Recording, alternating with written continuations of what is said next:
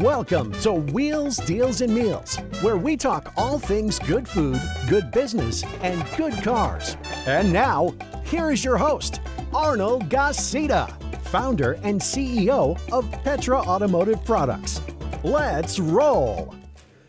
Well, I'm excited to bring this show to you guys. We're at Truist Bank here in Houston. We have Bill Toomey, who is the regional president for Truist Bank, and then we have Eric Merchant, who is the middle commercial banker. Is that right? Middle market banker. Middle market banker. And I've known Eric for a very long time, and I say this all the time, and I know that there'll probably get some bankers that get upset, but the best banker I've ever had was Eric Merchant. And you'll probably agree with that. I totally agree with that. Right? I mean, Totally just by the little story that you told me that we're going to talk about, but there is no better banker that cares, invests. He's in it with you. And so Eric, glad you're here and glad you made this happen as well.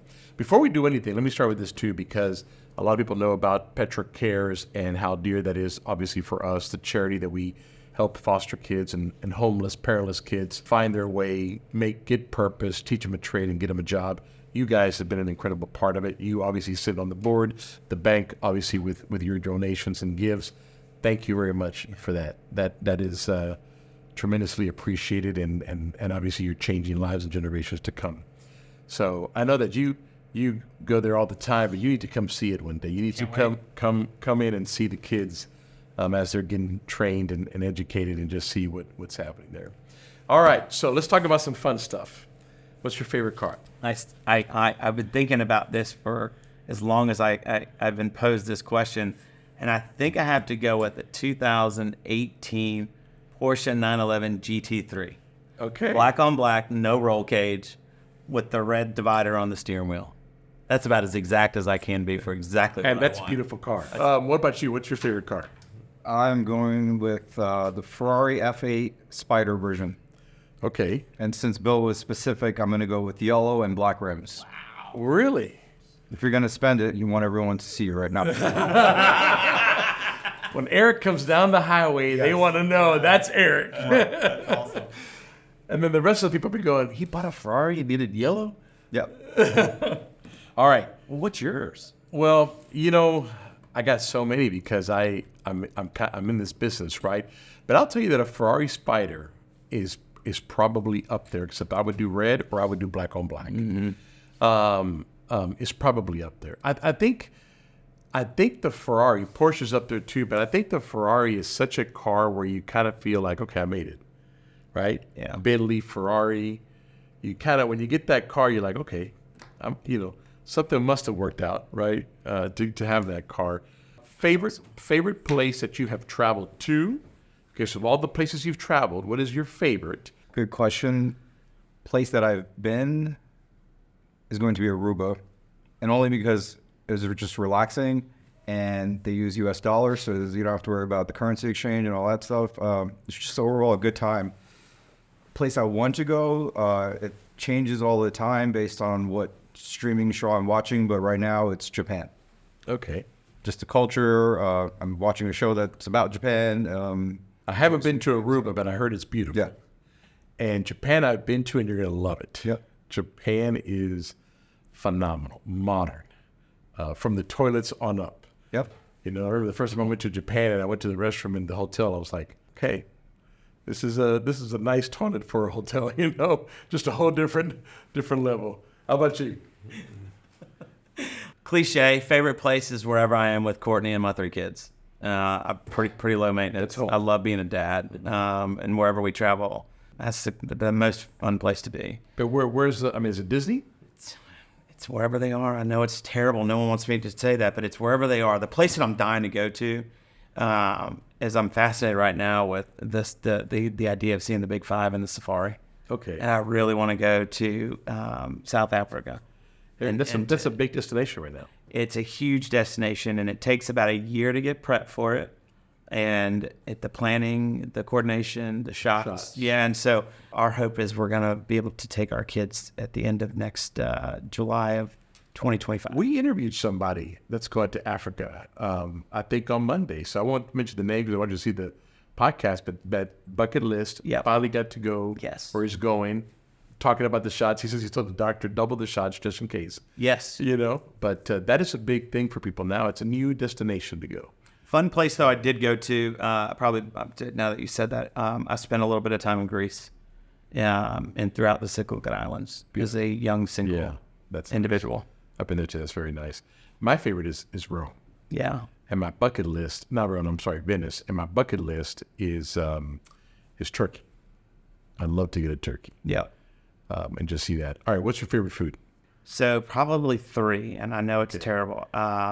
Favorite, if I'm going to sit down and eat, steak 48, no questions asked. Best meal in the world. On a regular basis, I love Escalante's. I love Escalante's at Voss and Woodway. It's the best one. So those are my 2. So Tex-Mex. Yes. But that particular one. My favorite is Tex-Mex. Yeah. Simple person, Arnold. Pepperoni pizza slice. Eric. Doesn't matter where it's from. That's all I want. Yep. I love this. Eric Merchant in his yellow Ferrari eating his pepperoni pizza in Aruba. Yep. Meanwhile, you and I are valeted at steak 48. Right. Our subtle black race cars. That's good. I love it. All right. So tell me the Bill story. Tell me the Bill story. So where were you born? Yeah, so it's a very interesting story of a journey of 1,000 roads. I was born in Boston, Massachusetts. I lived there for 6 months, and then migrated through my parents trying to find the road less traveled as well, and spent most of my childhood in Slidell, Louisiana, and then for middle school, high school, and college in Richmond, Virginia. So you were in Slidell till how old? Till the end of elementary school. Okay, and then Virginia. Correct. Through college. For middle school, high school, and then I went to an all-guys school in Farmville, Virginia, Hampton-Sydney, Virginia, technically. Okay. And a lady, Lou Hoffman, pulled me aside and said, I think this will be a special place for you to go. And back then, in the mid-'90s, William Buckley was writing the top 100 liberal arts colleges, and one of the things that everybody was really consumed by was leadership posts and how kids were finishing in school. And so out of high school, I was salutatorian, school president, class president. So when I went to visit the school, I got to fill 3 categories for one individual. And so fell in love with the concept of being in a single-sex education. And their slogan was "Enter as boys, leave as men." And truth, at that time, I was an adolescent trying to be an adult. I actually love that slogan. And William Buckley, I haven't heard that name here in a while. Yes, but at a point, he was the man. He was, and I remember, they seriously were like, they were very upfront with me. That was one of the things that they really appreciated about the application. Yeah. And so it's the only place I applied to. And so I applied, in October. It was in You had to trifecta, man. I hope you would get in.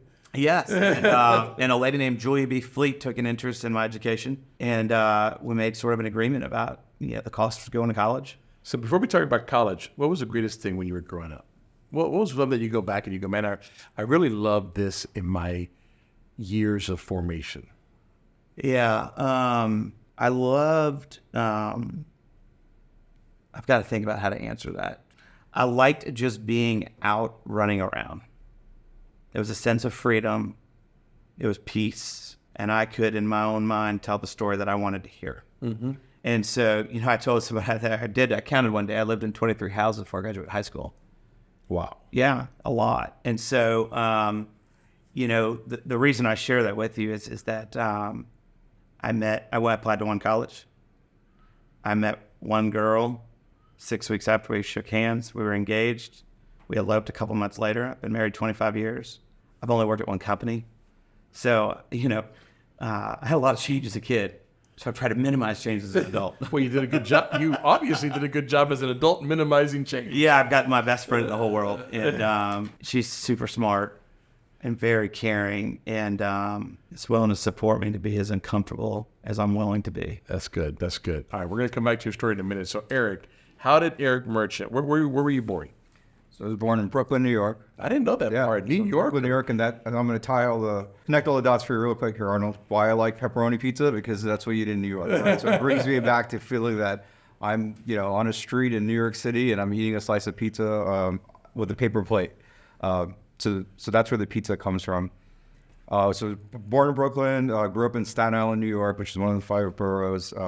Started college there, got a job early on, early 2000s. So you grew up in New York. I grew up in New York, that's right. And I'm going to tie this into cars. So I had a cousin of mine, 2 of them.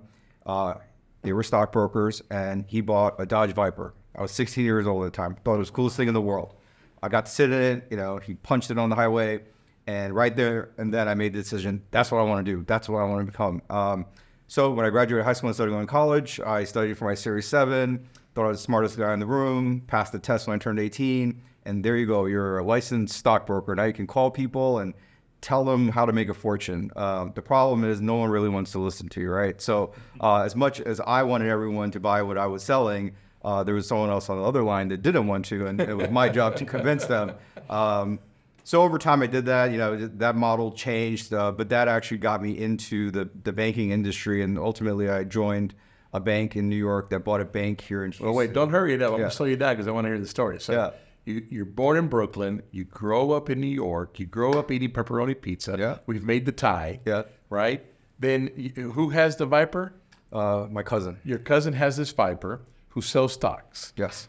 Okay, and you thought, okay, to get a Viper, I got to sell stocks. That's correct. Right? Because that'd be the connection. So you graduate from high school, and you go to what college? Started at the College of Staten Island. Okay, and ended? I ended at the University of Houston. Okay. So I transferred. I was working during the day, going to school at night. Okay, so you start there, you get your Series 7 license, and you start selling stocks. That's right. At 18. That's right. And calling people all across the United States, different time zones. So are you going like to a boiler room, like a room where there's like 100 phones and you're... That is correct, except the stock, I can tell you the stock that we're selling at that time was Priceline, and it was at $2 a share because this is early 2000s when people were just then getting into, I can go online and book travel, right? That was unheard of. You used a travel agent before then. So it's $2 a share. That stock never split. I mean, I think it's probably $1,000 a share now, right? So there is somebody out there that probably bought the stock because they felt sorry for me and held it. And they're happy. And they're probably happy. They probably don't remember me, but I remember them. I wish I would have bought it. But that was what taught me, hey, pick up the phone and call it. I think today, where we are as a society, everything's LinkedIn, message, text, and stuff. But you'd be surprised if you call someone, they actually will pick up and have a conversation with you. Well, but now you have all the apps, right? Right.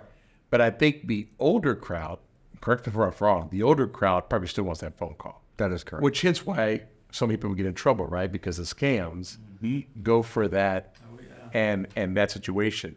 So because I'm going to tie this into what you told me before we were taping.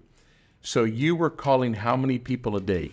A day? I mean, you walk in, you get a stack of cards. Maybe there's like 250 names in there. You just...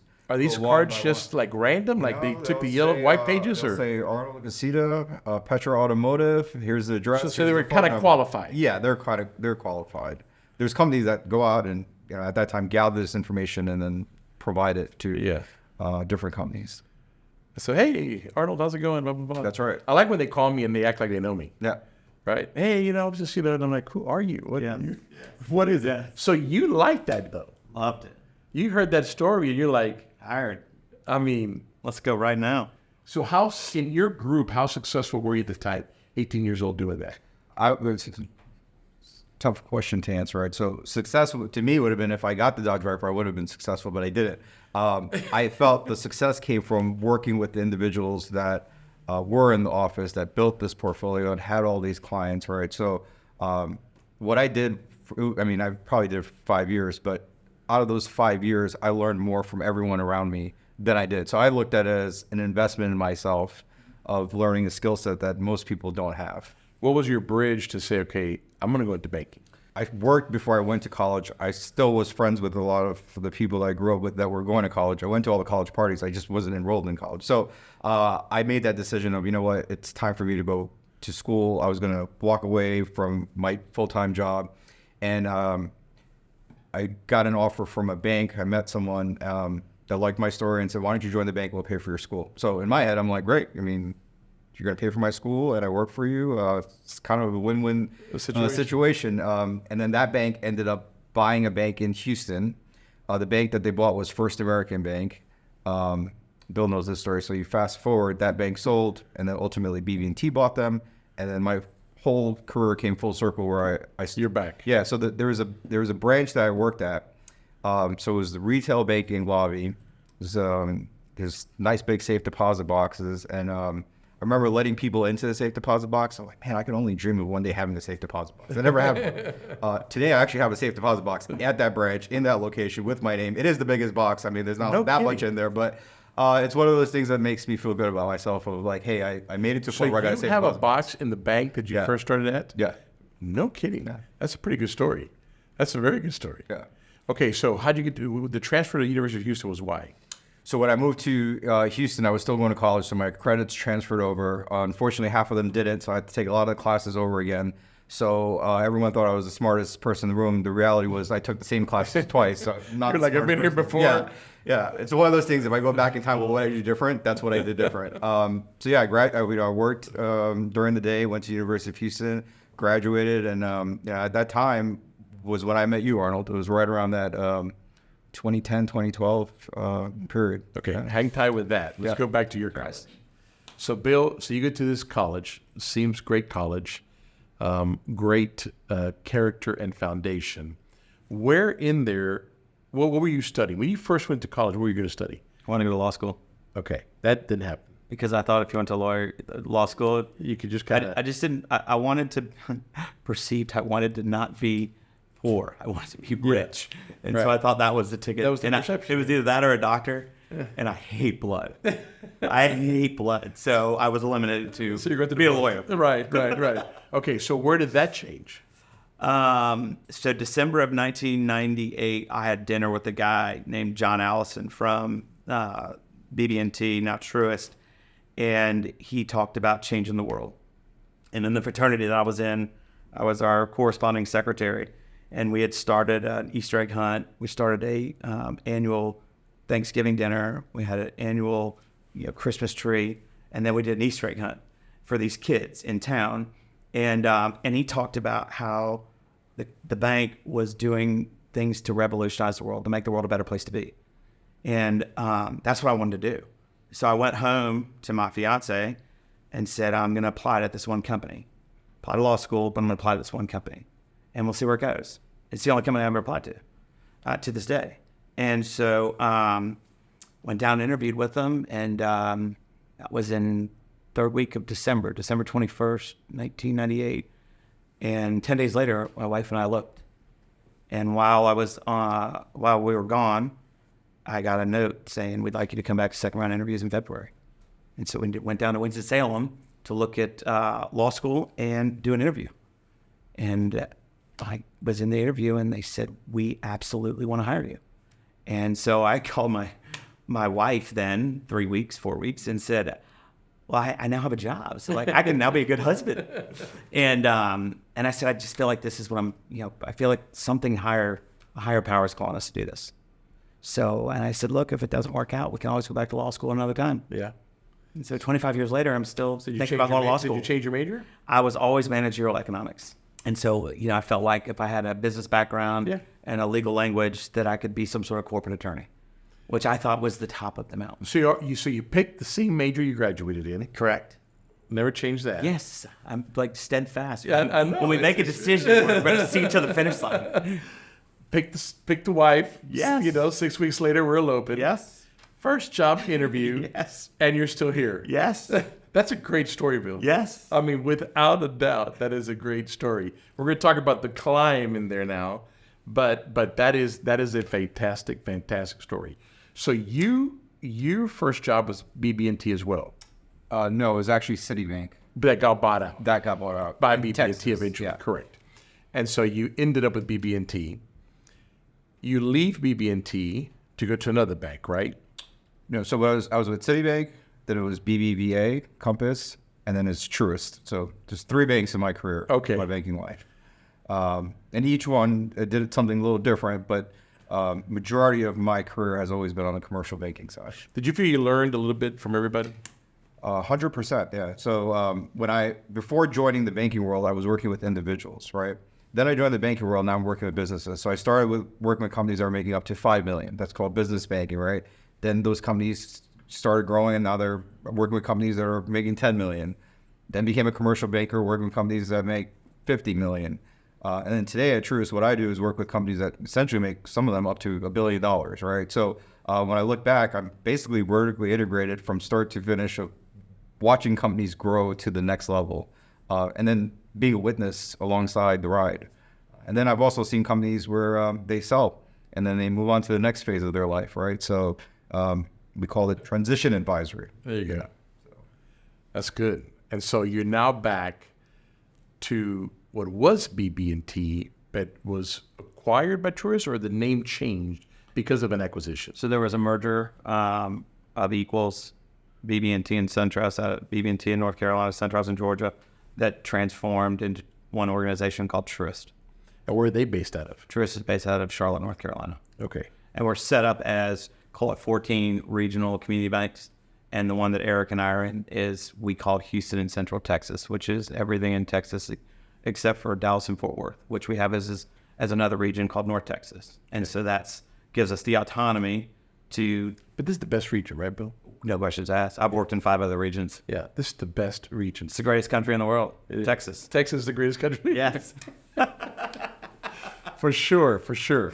Okay, so you start at this... And my wife's from here, so yeah, you better say that. We're back home. Right. For her. So you started the company first time under what's your title? What's your position? I was in the management, let's see, what do they call it then? Management Development Program Associate.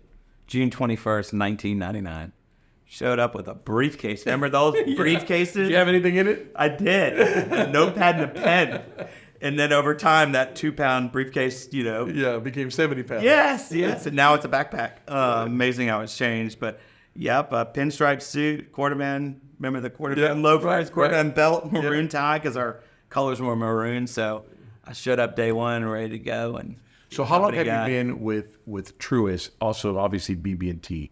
June 21st, 1999 till April 5th, 2024, or almost 25 years. So 25 years. So how long did it take you to get the next position?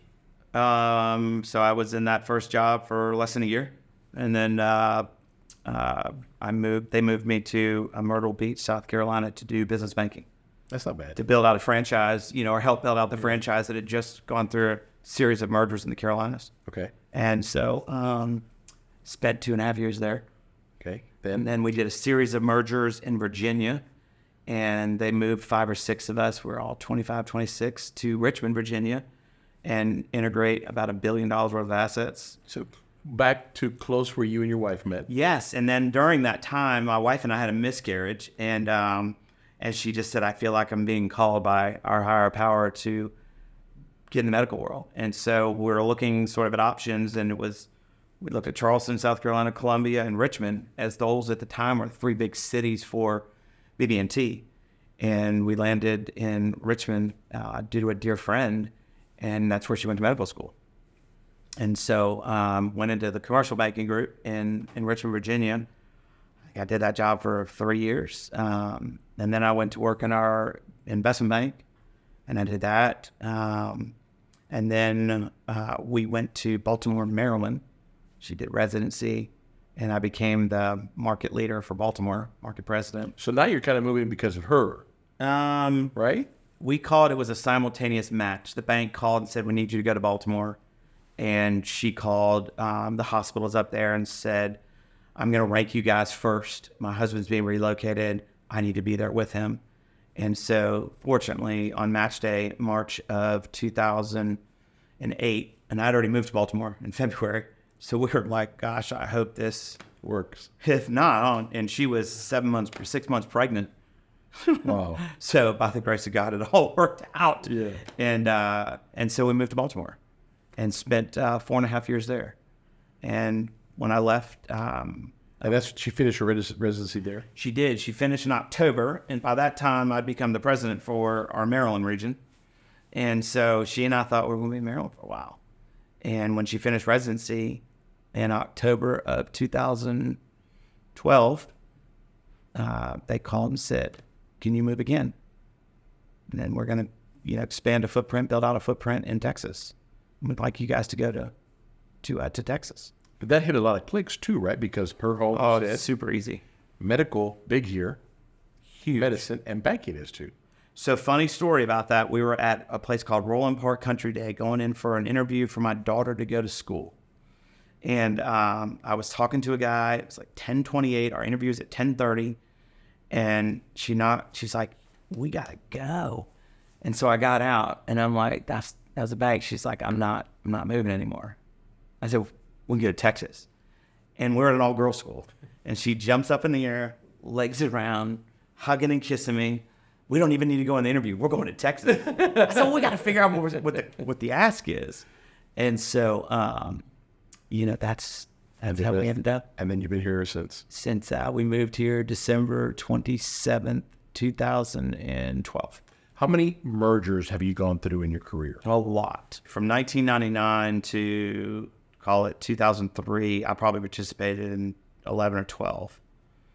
We used to have a buddy system where you would go to an acquired organization and spend 2 weeks showing them how you do your job and what it'll look like once they're acquired by BB&T. And then from, I guess, 2003 to 2023, there was probably 4 or 5 I participated in. The largest was Truist, which was announced in February of 19, closed in December of 19, and fully converted about 18 months ago. That was two $250 billion organizations. In the old days, the average acquisition was $500 million. I think about that today, like, it's crazy. You wouldn't do that. I know that Truist has a great reputation, and obviously they have a culture, but what would you, Bill, say is the culture that you're trying to create here in your region? Yeah, so in my early 20s, even through most of my 30s, I was just convinced the more you work, the harder you work, the more happy you would be. And then 6-7 years ago, my wife and I got to that impasse of, I'm like, hey, we have everything. Life is perfect. And she said, except for I'm not happy. I'm not present. I'm present for our kids. And, we sort of made it a conscious decision to live, a way of faith. And I think the culture we're trying to create here is very simplistic. Your faith, your family, or whatever you believe in, and your family, and then a very distant to that, your job. And we are very adamant to our teammates that you need to be there for the first day of school. You need to be there for practice. You need to be there for carpool. The job's always there. Yeah, and if these things are screwed up, the faith and the family, this is going to be screwed up. Correct. And ironically, wouldn't you know, when you sort of turn it over and you realize and figure out what's important, and mind you, throughout the way, I've gone back, Arnold, and made the amends to people that I wasn't respectful to. And I've tried to write down everybody throughout that journey that, boy, if I had just been a better human, maybe we could still be partners, but I wasn't a good human then, but now I am, so I'm sorry. 99% of the people I've reached out to are like, hey man, relax, I get it, you're trying to do the best you can. And well, I think what you said is so true, because as young go-getters, probably you too, Eric, that was me too, right? So we're young. Yeah. And you think that career is it. And you're working day and night, night and day, because you think that's it, right? And everything else will fall in place, when really you got to fix this, and then everything else falls in place. But also indulge me. I told you I moved a lot. And so I was always the new kid. So the new kid can keep reinventing himself. Yeah, you have to. And your story can be whatever you want it to be. And so, and if you follow the moves, I'm moving every 3 years as a professional, you don't really have to bake relationships, because you're moving again in 3 or 4 years. And when you finally look around, you're like, gosh, I don't want to move anymore. You have to take inventory, because you can't burn that relationship, because they're going to be there in 10 years. And it forces you, I think, to think more strategically, more versus more self-indulgently. And I think the culture we have today is, it's a family first. So we say 3 things. No one can do everything, but everybody can do something. Everybody is somebody's everything. I think when you embrace that everybody is somebody's everything, it gives you a chance to slow down and not look at everybody as a jerk that doesn't do what you want. And the third thing I think that people laugh when I say this is don't be a flat squirrel. The world is paved with flat squirrels that didn't make a decision. Make a decision, right or wrong, or we'll backstop you, but don't sit in indecision. And I think when we give folks the freedom to be their best selves to their family with the flexibility to make mistakes, the last 5 or 6 years have been probably the most successful, more successful than I ever dreamed we would be. Versus those first 20 years was trying to control everything. And you trust the people around you, go back and you say, you know, hey, have you noticed a change? They're like, yeah, you were a jerk. I hated you. I was miserable, but I needed the job. But you learned along the way. Yeah. And you also went back to make it right in the event that you did offend somebody. Yes. You know, and you learned it to be a better person, better family man, better president. Yeah. You know, and now steering people in that way. Young people trying to get into the banking business or any business, what would be your recommendation then? Just be authentic. Young guy full of, you know, piss and vinegar. What would you tell that guy? Be authentic. And know what you're... this is what I tell my kids. The decisions you make today are the way people will talk about you in 25 years. And so don't make a decision for right this second, but try to think through why are you doing what you're doing? And I found when I was in my 20s and 30s, I was trying to find an answer rather than create a solution model. And that's hard when you're young. You just want to solve the answer. But the reality is life is not an answer. It's a series of solutions. Short-term versus long-term. Yeah, and look, it's easy to look back and say that now. And like I sit with these like young interns, and I'm like, don't do this, don't do that. And I'm like, God, I sound like an old man, like, you know. But I try to be anecdotal, you know. When you say where I think I might have wronged people, I don't ever call anybody because I think I might have. I call them because I know I did something wrong. I know I was not a good person, and that's hard because you have to admit defeat and admit your failure and admit your shortcoming. And man, but I got to tell you, I'm a person of faith. But when you admit you're wrong, yes, when you go, I screwed up, yes, and you own up to it, yes. Life changes. Yes. For you, for everybody around you, and everybody else. I say that every day. I try to do a daily reflection every night. Take my kids to school every day. Try to when I'm in town. And before they get out of the car, they have to tell me 3 things they're grateful for. I don't care what they are. Some days they're like, I'm grateful it's Wednesday, it's halfway to Friday. I'm grateful for the sun and the moon. And I'm like, okay, that you're grateful. Yeah. And then I tell them, and I'm grateful for your mother, my kids, and, you know, whatever, my faith, my dog, whatever. And at the end of the day, I try to say, hey, is there anybody that you might have done or said, not intentionally or intentionally, that if you were not to wake up tomorrow, they would hold a grudge? And if it is, I say, send a text, pick up the phone, and I'll say, here's what I'm getting ready to call. Fix it. Yes, because you need to wake up with a clear conscience tomorrow. And you need to know that when you let your head down, that you did everything. Lived a very thoughtful, caring life. That's great. So, I don't know if that's helpful. No, that's absolutely helpful. It's the way it should be. Life, thanks to God, and life and all these roads molded you to where you are today. That now not only you're giving that advice to your kids, everybody that's hearing the podcast, but even people that come into your bank. Yeah. And others' bank, which is great. There is no greater advice than, this is my life. Yeah. Here's what I did. Yeah. Good and bad, screws up and, you know, not so, and good things, but this is my life. This is what I did and what I learned from it. And I think what Eric will tell you too is that we try to do it by example.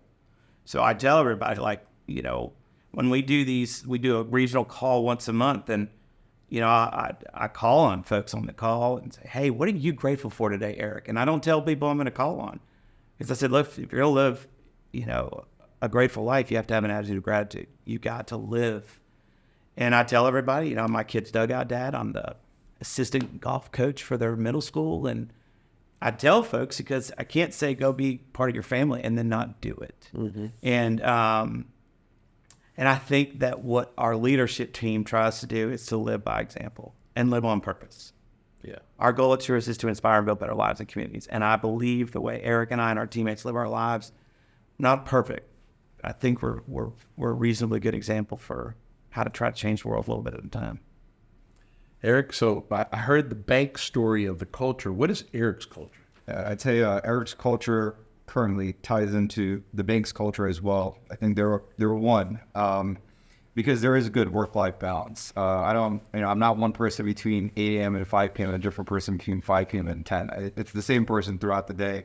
I will tell you, based on what Bill just shared with us, when I joined Truist, I had to interview with Bill. Everything he just told you is exactly what he told me, and a part of me thought, sounds a little too good to be true. He's just telling me this so that I joined this bank. And then we got to know each other, and I did join Truist. Then I made an internal change, which I was not planning to do, but Bill actually invited me to his house, and I sat down at his dining table, and he told me all the reasons why I should do it, the few reasons why I shouldn't do it, and then if I did it, what my life would look like, 2-3 years from now. This was 2-3 years ago, so I can tell you for a fact, because I told him this not too long ago, everything you said that would happen actually did happen. So the moral of the story is just follow Bill. Whatever he tells you. That's good. But yeah, when we talk about culture, and I think this conversation has come up more often recently because of the whole work from home. Some people want to do it, some people don't want to do it, some people have to be forced to go in. I told someone the other day, I actually enjoy going to work. I come here every day. I have the flexibility where if I didn't need to, I don't have to. But the reason why is because I'm friends with everyone that I work with. I actually want to know what they did over the weekend or what happened last night and what are they going to be doing tomorrow. I work with my best friends. I'm actually, and I spend more time with them than my family, right? So you got to work around people that you have similarities and things in common. Of all, in your career, what would you say was the best moment so far in your career? Yeah, so this actually, rewind back to the days of being a stockbroker. So I was working, with a group of guys. There's one individual who I, at that time, would have probably considered my mentor. It was interesting because on his desk, he had a picture of a glass house and a really nice car. And and the reason why he's like, that's my motivation. That's what I want. Fast forward, he made enough money where he could afford both of them. But he was giving me pointers. And there was a day where, we were calling, open accounts, opened 3 accounts. He opened no accounts that day. And I just let him have it all day long. Like, I'm the greatest, you suck, and all this great bite. I just kept on going. And that evening, after everyone left the office, he took me to the hallway. He's like, I want to talk to you for a moment. I said, sure. His name was Rick. And I said, what's going on, Rick? He said, don't ever in your life brag about what you did today because tomorrow's a new day. And he's like, you could have very well had no accounts today. But he's like, when you get to the point where you're bragging to other people, that's when you start losing respect, And I learned that lesson really on that no matter what I do, right? So, and Bill knows this, we closed a massive transaction a few weeks ago. To me, it's like any other day, right? It feels great. So that in essence is stay humble. Yeah, stay humble. Because once you don't get greedy, don't get cocky. Greedy. Yep. Stay humble. Be the same person. It ties back to what Bill was talking about being authentic, right? You're not always going to win, but you can try to win. And if you do that over and over again, you have a pretty good life. That's great. That's great. What was the greatest moment you think, like I asked him, what was a moment in your career? Could be the biggest deal you signed or just something that happened that you said, this really kind of changed my way of me. Yeah. Summer of 2017, we don't say the word I very often here. We and us, except when you need to go to the bathroom. Never we and us going to the bathroom. Right. That's awkward. And we'll get in trouble with HR. Look, life's about failure. I learned more from failure than I have had any success. In the summer of 2017, I was at the height of where I thought I had figured it all. I mean, I was the greatest thing in the world. And if anyone asked me, I would sit, how much time do you have? Sit down. Let me show you the whole thing about why I'm great. And I had thought I'd had it all figured out. I'm just the greatest ever. And once again, here I go. So great. And had a bunch of people leave that summer. And they all left because they said I was, and they were right, not a good human and not a good leader and not a good teammate. And, I called a very dear friend that works here. His name is Kai Jones. And I called him and said, I'm scared. I'm really scared. I don't know what to do. I don't know what to do. This is what's gotten me here. And normally by this time I've moved. So I'm not here long enough to ruin relationships because I don't make relationships. And he started talking to me about faith and about living on purpose and trying to do what's right, not for me, but for the long term and the people around me. And he's the only guy that never quit on me. And that was a pivotal moment. yeah, that was it. I mean, I went home to my wife and said, look, this is all the things I need to change. I did wrong. And she said, I've been telling you that for years. He tells it to you, and now it's like gospel. And so, you know, we minimized our lifestyle from stuff to substance, and from things to memories, and no longer success defined by dollars, but by smiles. And you know, I can tell this story now, but I used to not. You know, about a year and a half later, I was at the corner of Sage and San Felipe, and I remember staring across the street at the Randalls, and my son said, you know, you're a 10 times better dad than you used to be. You know, and he's 9. And so I knew at that point that that the direction that we were going was the right direction. And I learned this the other day, that I guess a couple years ago, my wife sent a text to Kai and said, thank you. I didn't know about that until about 2 weeks ago. And so, you know, outside of my wife and my faith, probably the most transformational person I've worked with. Phenomenal. Because he taught purpose. Yeah. He understood faith. He understood faith. He taught purpose. Listen, guys, this has been a great interview. I'm going to tell you something. I knew it was going to be great already, but it's been absolutely phenomenal. Because we talked about the good and the bad, being vulnerable, owning up to mistakes. We talked about asking for forgiveness. Mm-hmm. We talked about purpose. And that makes us all better people. So, Bill, thank you. Thank you for what you do for our community. I don't think people realize what you've done to change lives. And you, my friend, are living on purpose. So thank you. Appreciate it. Eric, thank you, buddy. Thank you. As always, appreciate you guys. Thank you for listening to Wheels, Deals, and Meals, your main source for all things good and fun, business, food, and cars. If you like this episode, make sure to rate us and subscribe. If you would like to be a guest on our show, please leave a message at the link below. Till next time, happy eating.